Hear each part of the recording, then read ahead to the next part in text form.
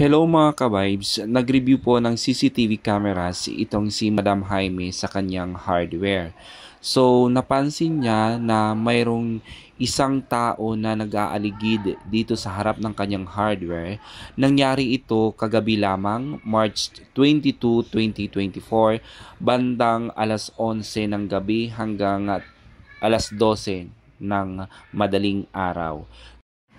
Makikita niyo po na mayroon pang mga dumaraan na mga sasakyan, mga motor dito sa harap ng kanyang hardware kasi ito po ay kalsada going to C6.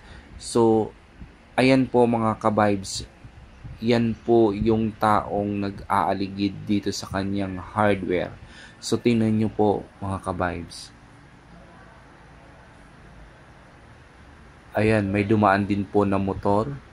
So, yung taong ito ay pumunta sa gilid. Yung area na yan dyan, ay dyan po nakapwesto yung Lotto outlet niya ni Madam Jaime. At dito naman po yung pinto papuntang sa kanyang hardware.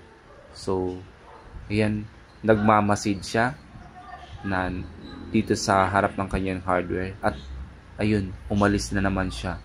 Dahil may dumaan na naman itong mga sasakyan, mga motor. Kaya siya umalis. Ayan po mga ka-vibes. So napansin nyo, ayan na naman po siya. Bumalik na naman po itong taong ito. Sinilip uli itong Lotto outlet. Abangan nyo po mga ka-vibes kung ano ang kanyang gagawin dito sa hardware. Ang kanyang masamang binabalak. So may dumaan din na tao. Ayan, dalawang tao. So, naging tatlo sila. Hindi po natin alam kung ito ay kanya din mga kasabwat o yung mga dumaan lang din.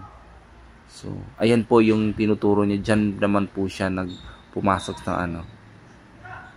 Ayan. Pabalik-balik siya dyan sa harap ng hardware ni Madam Jaime. Mga kawis. Mga 12 ng madaling araw po ito nangyari. So mag-ingat po tayo mga ka-vibes. Kailangan yung mga pinto natin o yung bahay natin kailangan secured or nakasara. So ayan, hindi pa siya maka-atake. So ayan na.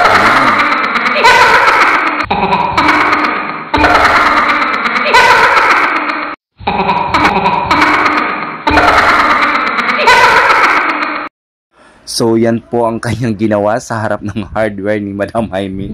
Siya po si Rap Rap ang aking kaibigan. Thank you.